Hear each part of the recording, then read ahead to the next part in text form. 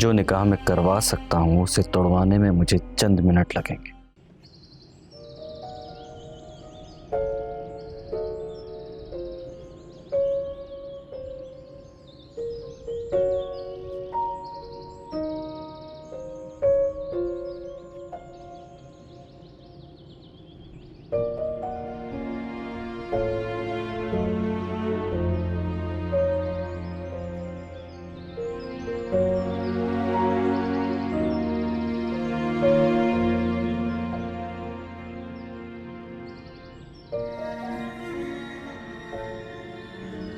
Mom, आपको कुछ बताना है।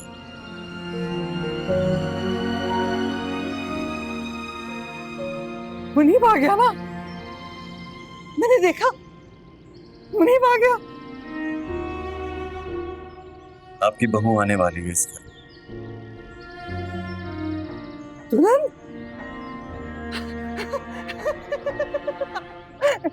दुल्हन। आपको इस तरह खुश देखकर बहुत अच्छा लग रहा है मुझे। आज पहली बार आपने किसी का नाम सुनकर खुशी का इजहार किया। और आप जानती हैं ये खुशी किस बात की है? किसकी किसकी? सास बनने की खुशी, बहू के आने की खुशी, मेरी शादी की खुशी। शादी शादी।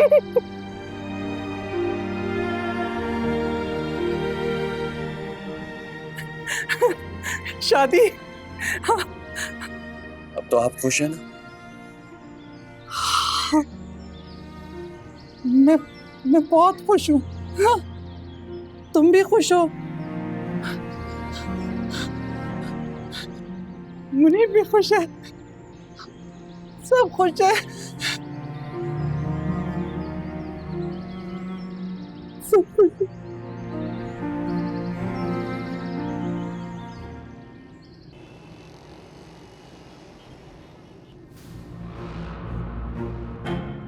अम्मी,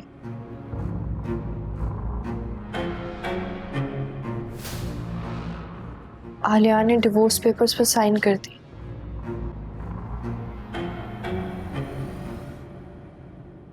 आज से तुम्हारी इद्दत शुरू, ख्याल रखना।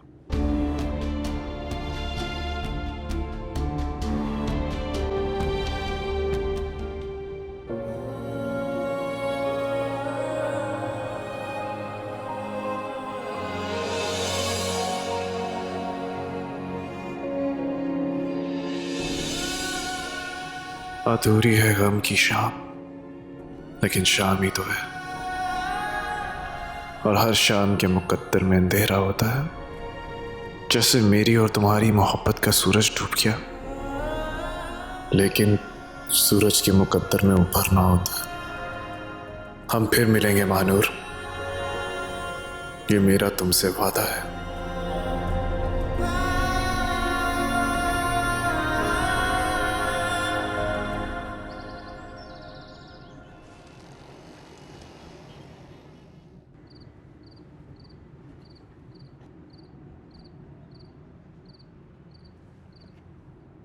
अरे वकीलनी साहिबा,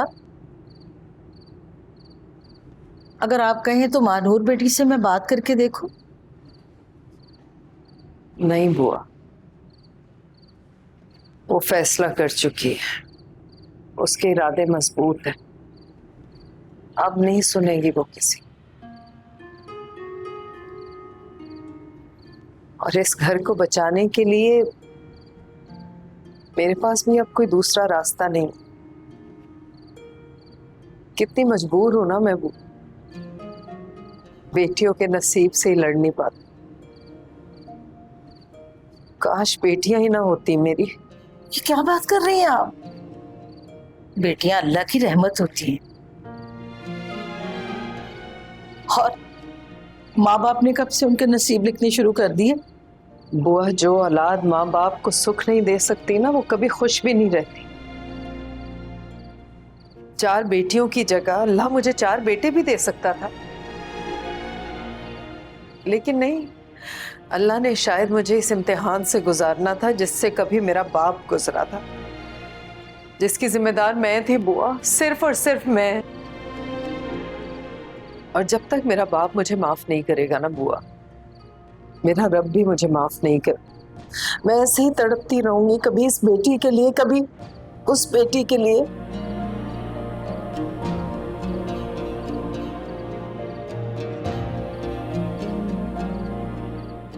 अम्मा,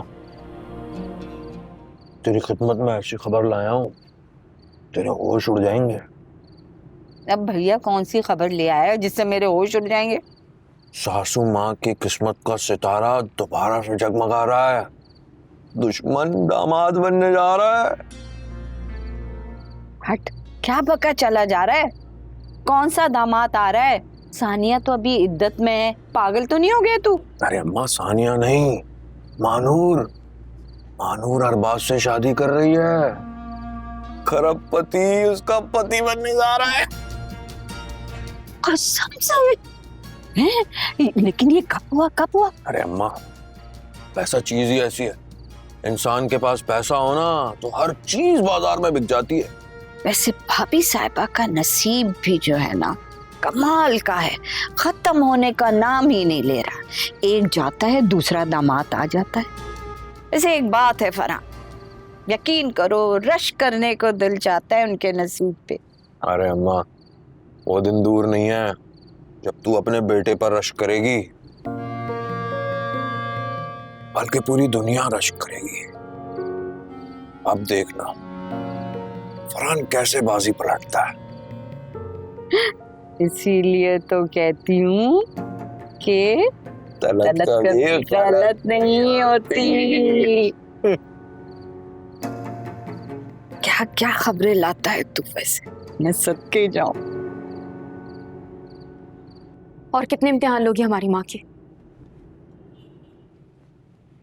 कितना बर्दाश्त करना होगा उन्हें? और कैसे इम्तिहान वानिया, कैसी बातें कर रही हो तुम अच्छी तरह जानती हो मानो मैं किस बारे में बात कर रही हूँ। जानती हूँ उस शख्स को, फिर भी जानती हूँ, इसीलिए तो ये फैसला किया। आलियान के साथ रिश्ता जोड़ के क्या मिला मुझे? वो एक इम्तिहान था मानो, मगर अब जो तुम करने जा रही हो वो इम्तिहान नहीं है।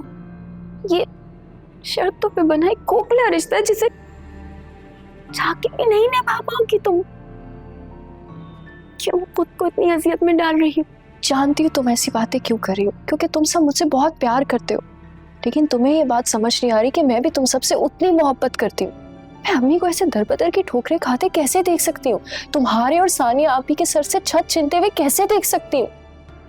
कम से कम तुम तो मेरा साथ दो। तुम देख सकती हो अम्मी को यूं दर-बदर की ठोकरें खाते हुए? बोलो प्लीज सानिया, इस बार मैं तुम्हारी दुआओं के साथ रुखसत होना चाहती हूँ, मेरा साथ दो।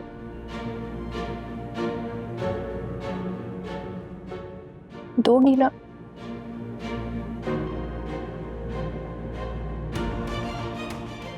दोगी ना मेरा साथ?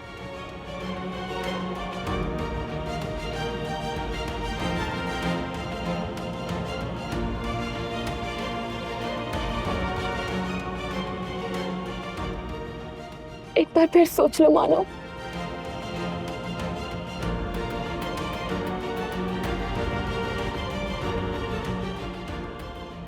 यही मेरा फैसला है।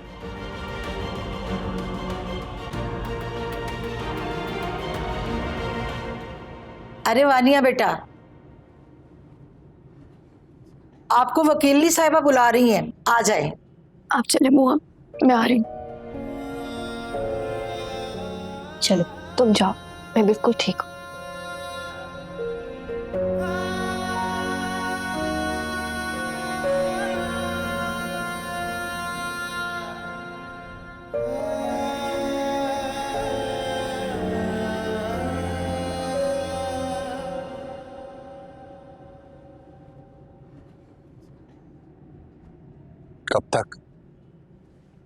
कब तक और किस किस से अपने आंसुओं को छुपाओगी मानूर? यहाँ नहीं आना चाहिए था, मैं इद्दत में हूँ। देखने आया हूँ खुद को बर्बाद करने वाले कैसे दिखते हैं। बाज़ औक़ात इंसान को खुद को बर्बाद करके दूसरों को आबाद करना पड़ता है। मगर तुम बर्बाद हो चुकी हो मानूर, और तुम्हें क्या लगता है, हाँ? तुम माजी को बुला दोगी? आलियान की बेवफाई को बुला दोगी? नहीं ना, तुम कुछ नहीं कर सकती। फिर तुम कब तक ये सोच सकती हो कि सब कुछ वापस से आबाद हो जाएगा? हमाद भाई को वापस ला सकती हो, भाभी के चेहरे पर वापस मुस्कुराहट ला सकती हो? नहीं ला सकती ना यार। मैं कैसे सोच लिया? अब कुछ आबाद नहीं हो सकता मानूर। हाँ, मैं इमाद भाई को जिंदा नहीं कर सकती, पर अपने इस अमल से उनकी रूह को सुकून तो पहुंचा सकती हूँ ना। सानिया अभी के चेहरे पे मुस्कुराहट नहीं ला सकती, पर कम से कम उनका घर तो बचा सकती हूँ। रही बात आलियान से बेवफाई की, तो नहीं पीछा छुड़ा सकती, पर कम से कम अपनी माजी की इस गलती को सुधार तो सकती हूँ। क्या इसके अलावा तुम्हारे पास कोई और हल है? बताओ। इतने पैसे हैं तुम्हारे पास कि इस घर को बचा सको, इतनी हिम्मत है तुम्हारे अंदर कि वानिया, सानिया, आपी और फरवा को लेकर सड़क पर बैठ सको। बोलो, है इतनी हिम्मत तुम्हारे अंदर? मैं इतना गया गुजरा नहीं हूं मानूर कि अपनी फैमिली का बोझ ना उठा सकूं। एहसास है मुझे इस चीज का। यही एहसास मेरे अंदर भी है दानिश।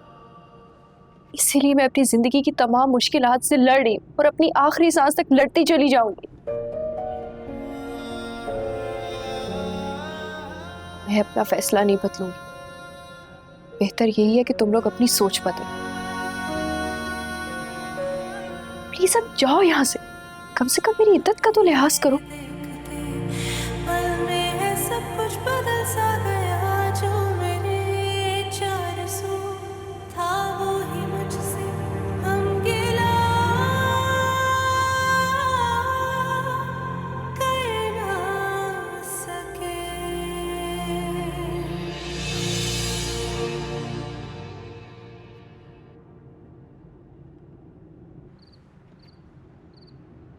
आपने बुलाया नहीं?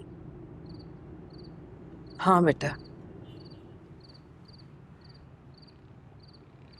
जब तुम्हारे अब्बा का इंतकाल हुआ था तो तुम्हारी फुप्पो ने मेरी इद्दत पूरी होने पे ये दुपट्टा मुझे उड़ाया था। कभी नहीं सोचा था मैंने कि माजी में सही वो तकलीफ मेरे दिल में नासूर बन जाएगी।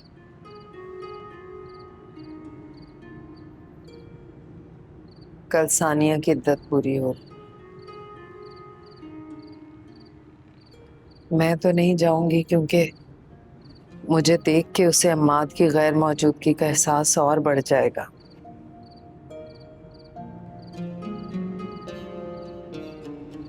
तुम जाना और मेरी तरफ से उससे ये पहना देना। जी अम्मी। सोचा था तुम लोगों की शादियां करके मैं हर फिक्र से आजाद होके इस दुनिया से जाने के लिए तैयार हो जाऊंगी, लेकिन औलाद अगर दुख में हो तो मरे हुए माँ बाप को कब्रों में भी चैन नहीं आता। एक जिंदा माँ को मौत कैसे आएगी? अल्लाह ना करे अम्मी, कैसी बातें कर रही हैं आप? अगर आप हमारे साथ हैं तो हम हर मुश्किल को पार कर सकते हैं। किसी का खौफ नहीं है हमें। अल्लाह आपका साया हमेशा हमारे सर पे सलामत रखे।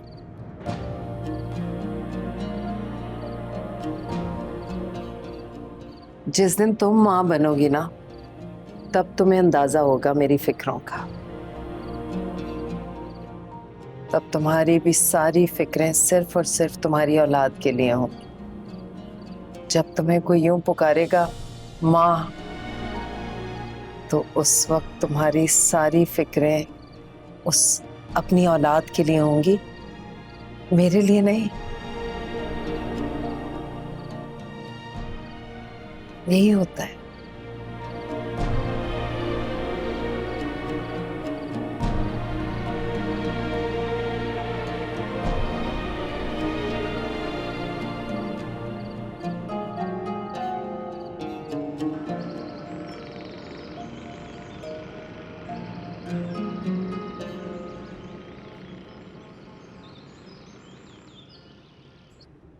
आज अपनी सानिया बेटी की इद्दत खत्म होनी है।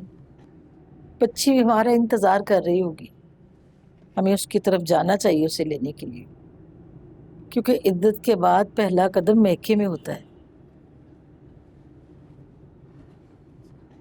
बुआ, हर वो रास्ता जो मेरी तरफ आता है, सानिया को उस पे कांटे नजर आते हैं। उस रास्ते पे कभी नहीं चलेगी। एक बेटी इद्दत में है मेरी, दूसरी की इद्दत आज खत्म हो रही है। कितनी बदनसीब माँ हूं मैं, कितनी तकलीफ से गुजर रही हूँ। अरे नहीं, इसमें आपका क्या कसूर? ये तो सब नसीबों के खेल है। जिसके नसीब में जो लिखा होता है वो मिलके रहता है। और फिर हम कर ही क्या सकते हैं? दुआ। आप एक माँ हैं, आप दुआ करें। मेरी तो दुआओं में भी तासीर नहीं रही अब बुआ। क्या आप ये नहीं चाहती कि सानिया बेटी आपको अपने गले से लगाए और अपने गले से लगा के अपनी सारी तकलीफ बताए?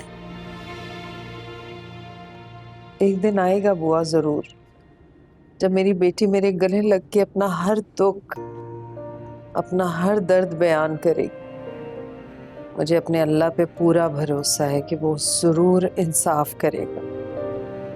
रही बात सानिया की, तो मैंने वानिया को सब समझा दिया है। मेरी तरफ से वो मेरे सारे फराइज पूरे करेगी सानिया के लिए। जी, अल्लाह बेहतर कारसाज।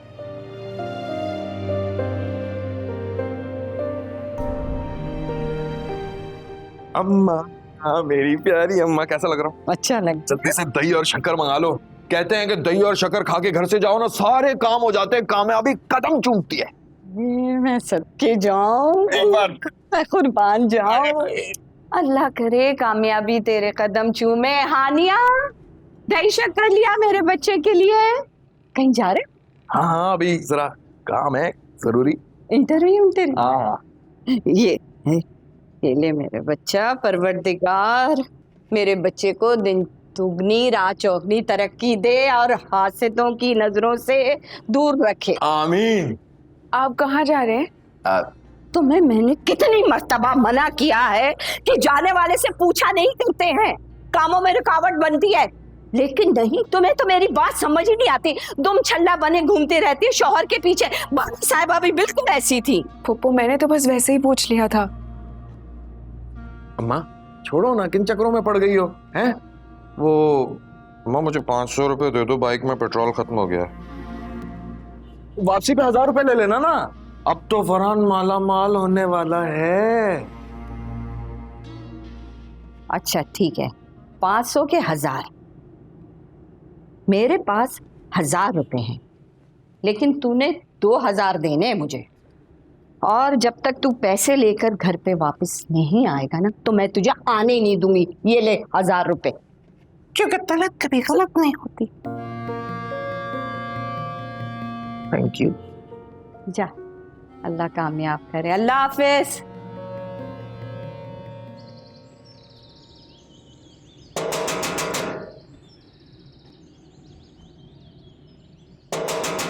आ रही हूँ। दरवाजा तोड़ने क्या हद होती है किसी चीज की? अरे चला जाता नहीं, मुझसे भगा रहे हैं मुझे। है कौन? अरे सानिया बेटी, आप आइए ना, अंदर आइए, बाहर क्यों खड़ी है?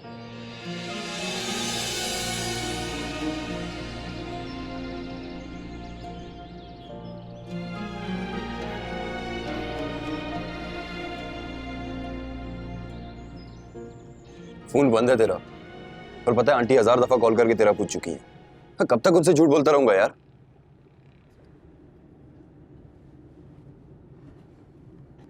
बस यार, कुछ ही अरसे की और बात है, इंशाल्लाह सब कुछ ठीक हो जाएगा। तू बस मेरी अम्मी का ख्याल रख यार, वो बहुत परेशान होंगी। ऐसा तू सोचता है, वो नहीं। तूने उसे इतना बेवकूफ समझा है? कितना बड़ा जाल बिछाने के बाद तुझे इतनी आसानी से छोड़ देगा? सोच है तेरी, भूखा शेर अपना शिकार कभी नहीं छोड़ता। भूल गया तू? 5 साल तक तेरी बहन को लटका कर रखा उसने, तुझे इतनी आसानी से कैसे छोड़ देगा? मेरा दिलो दिमाग ये बात मानने को बिल्कुल तैयार नहीं है। तुझे यकीन करना तो करता रहे बैठकर। वो जितने भी जान बचा ले, मुझे अल्लाह की साथ पे पूरा भरोसा है। तो सिर्फ दुआ ही कर सकता हूँ भाई, अल्लाह करे कि उसे तेरी हालत पर रहम आ जाए, छोड़ दे वो तुझे। सच पूछना, अब मुझे किसी भी चीज का कोई डर नहीं रहा, क्योंकि मैंने सब मामलात अल्लाह के हाथ में छोड़ दिए। तो बस जाके मेरी अम्मी को संभाल, उनका ख्याल रख। चलो भाई, नीले काटा खत्म हुआ, चलो चलो। हाँ चलता हूँ मैं, फिर आऊंगा। परेशान नहीं होना तूने।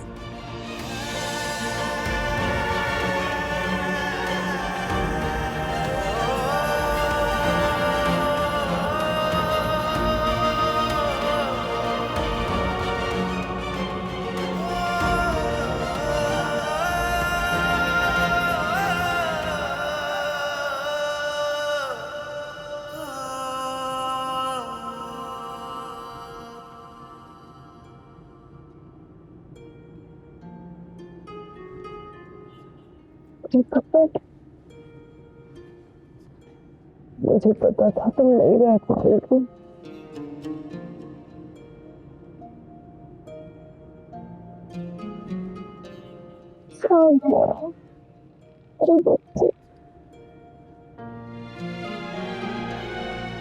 इस नाम की कोई औलाद नहीं है आपकी। कैसे बातें कर रही हो बेटा? वही जो आप डिजर्व करती हैं। चलो, तुम्हें जो भी शिकवा शिकायत है मुझसे अंदर चल के बात करो। माफ कीजिएगा सजीला मिर्जा, इस घर से मुझे मेरे शौहर के खून की बू आती है। कातला हैं आप। ये दुपट्टा मुझे आपने मेरी बेवगी का मजाक उड़ाने के लिए भेजा? क्या जताना चाहती थी आप? क्या आप जीत गई?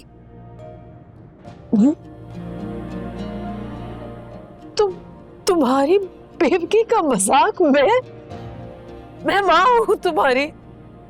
मेरा तुमसे कोई जीत हार का रिश्ता नहीं है बेटा। माँ थी, अब नहीं है।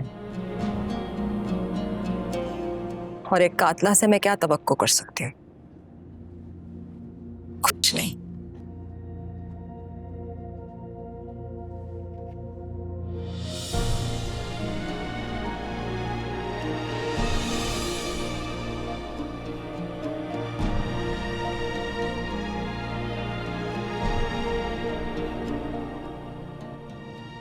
क्या कह गई है? वाकई ये क्या कह गई है? क्या कह गई है?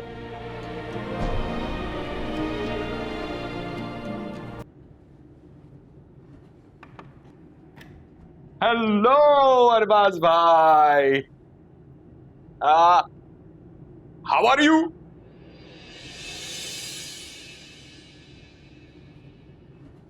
कैसे आना हुआ? बस यहाँ से गुजर रहा था तो सोचा नए रिश्ते की मुबारकबाद देता चलूं। अब हम दोनों साड़ू जो बनने वाले हैं, तभी सबसे मशहूर मिठाई वाले से ये मिठाई लाया हूं, बेहतरीन है ईमान से, मानूर की फेवरेट। मानूर की? अरे हाँ ना, मानूर सारी फरमाइशें मुझी से तो करती थी भाई। मानूर की पसंद नापसंद सब पता है मुझे, बता दूंगा सब कुछ। आपकी मोहब्बत का मजा दोबाला हो जाएगा ईमान से।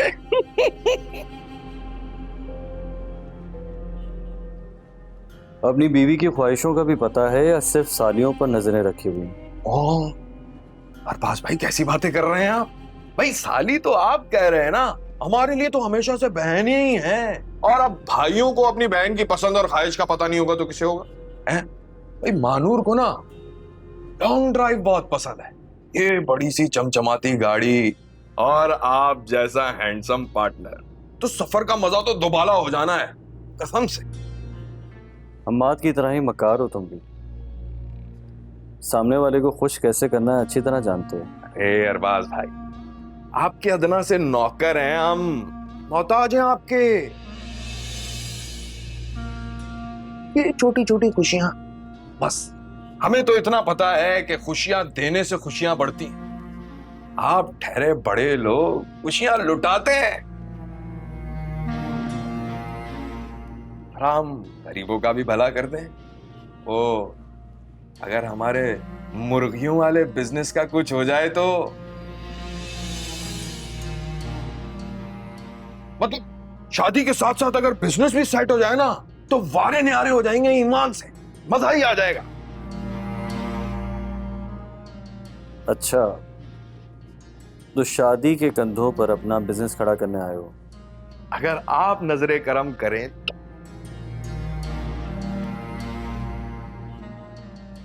ठीक है, अगर मैं तुम्हारे बिजनेस में तुम्हारा साथ दूं तो मुझे क्या फायदा। अरे अरबाज भाई, आप हुक्म करें। ये फरहान सर के बल चलने के लिए तैयार है। सोच लो, अपनी साथ से मुकाबला कर पाओगे। यही तो कर रहे हैं अरबाज भाई, यही तो कर रहे हैं इतने अरसे से। अब तो प्रैक्टिस पक्की हो गई है और फरहान बिजनेस के लिए कुछ भी कर सकता है। ठीक है, समझो तुम्हारा कारोबार शुरू हो गया। अपने फायदे की बात मैं तुम्हें बाद में बताऊंगा। अरे लव यू, इस बात पे हाथ मिलाएं।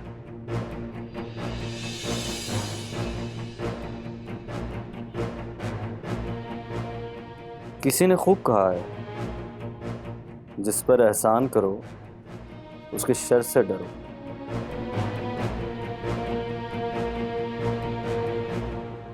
क्या है ना अरबाज भाई, इमाद भाई से बहुत ज्यादा खतरनाक हैं आप। साड़ू जी। चलता हूं, फिर मिलेंगे।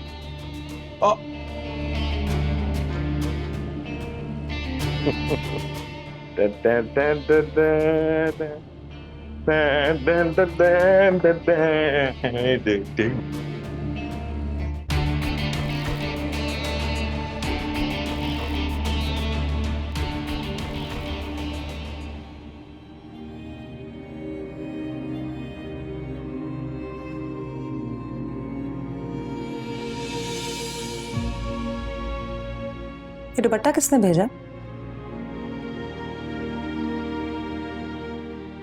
मैं तुमसे कुछ पूछ रही हूँ, ये दुपट्टा किसने भेजा? अम्मी ने दिया है। उन्होंने कहा है आपको उड़ा दूं।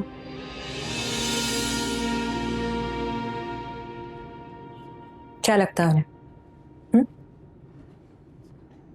मेरे शौहर नहीं रहे तो मैं उनकी मोहताज हो गई, मेरी बेटी लावारिस हो गई।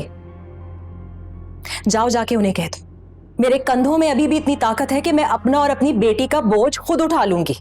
नहीं चाहिए मुझे उनकी भीख। आप भी तो एक माँ हैं आप ही। आपको अम्मी के दर्द का एहसास क्यों नहीं होता?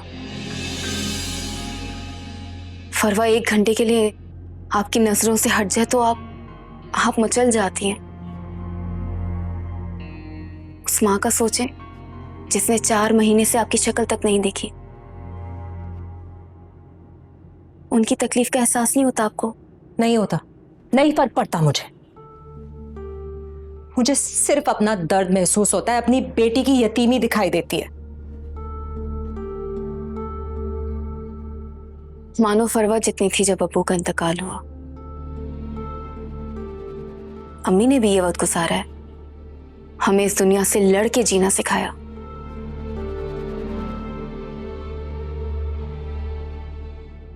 चाहे कुछ भी कर ले औलाद, माँ बाप के एहसानों का बदला नहीं चुका सकती। चली जाओ यहां से, नहीं सुननी मुझे तुम्हारी हर वक्त की वकालत। और पहले जाके अपने खानदान का पता लगा लो, फिर मुझे आके मशवरा देना कि मुझे अपने खानदान से कैसे डील करना है।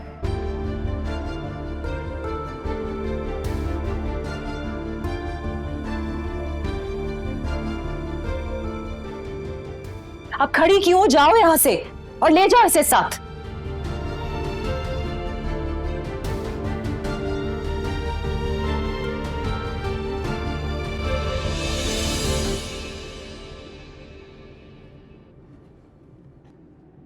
फरवा बेटा, खाना खा लो, थोड़ा सा खा लो। मुझे नहीं खाना। एक बाइट तो लेके देखो, बहुत मजे का है।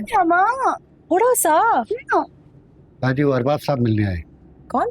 अरबाब साहब मिलने आए बाजी। अच्छा, मैं आती हूँ, मैं आ रही हूँ।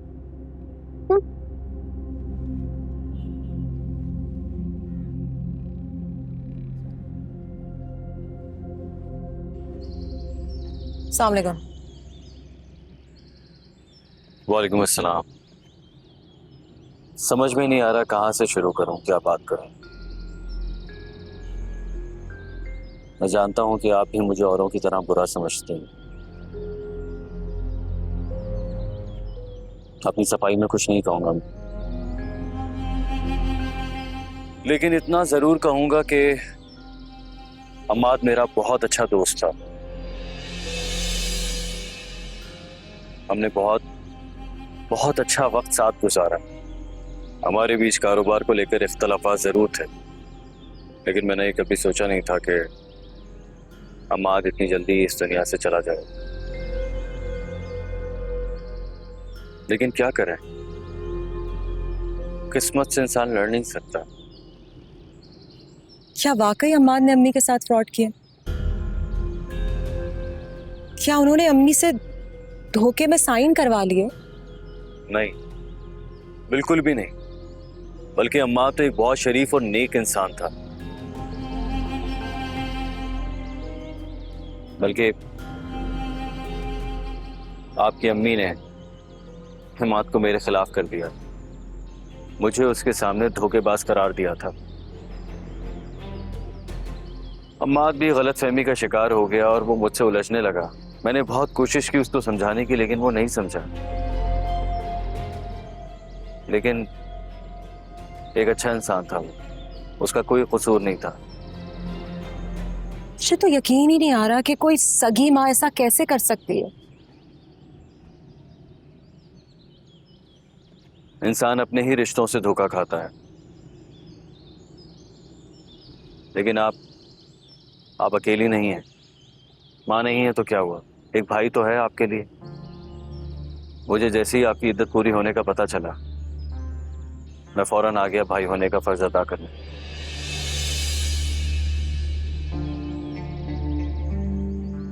आपके इस घर की फाइल इमाद ने खुद मेरे पास रखवाई थी, बल्कि गिरवी रखवाई थी। वो चाहता था कि मैं इसके एवज उसका कर्जा अदा करूं, जो बिजनेस में उससे नुकसान हुआ था, और मैंने ऐसा ही किया। एक दोस्त होने का फर्ज निभाया।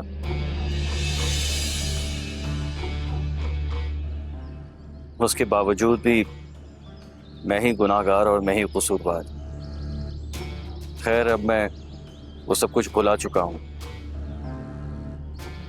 अब इमाद ही नहीं रहा तो उन गिले शिकवों से क्या फायदा।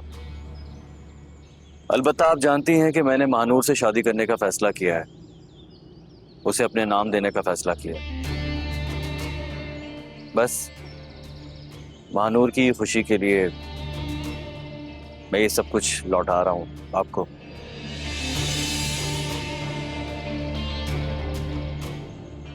ये आपके घर की फाइल, संभालिए इसे।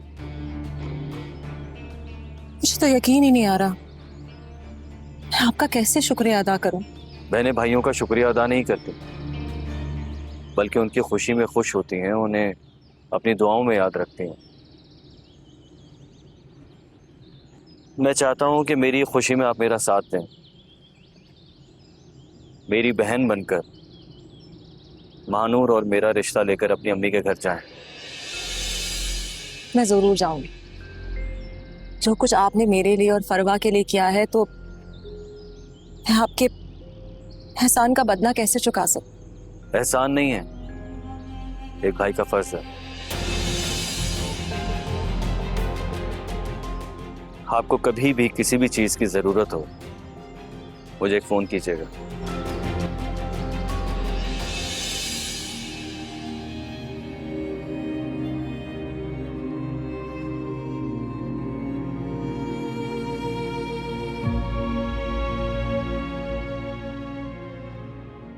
पानिया,